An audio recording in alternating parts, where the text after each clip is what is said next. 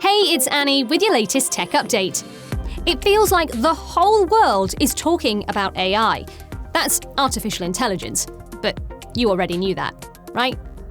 We're excited because new AI tools look set to become the building blocks of a whole new way of doing things. But new technology nearly always launches in a blizzard of tech talk. So let's help decode some of the language you'll be hearing in the year to come. You might already have heard of a chatbot. That's an app that mimics human-to-human interaction. ChatGPT is one chatbot that's already made big waves around the internet. You may already have used it. How do AI tools learn to behave so naturally? They use deep learning to train themselves on real-world language and situations.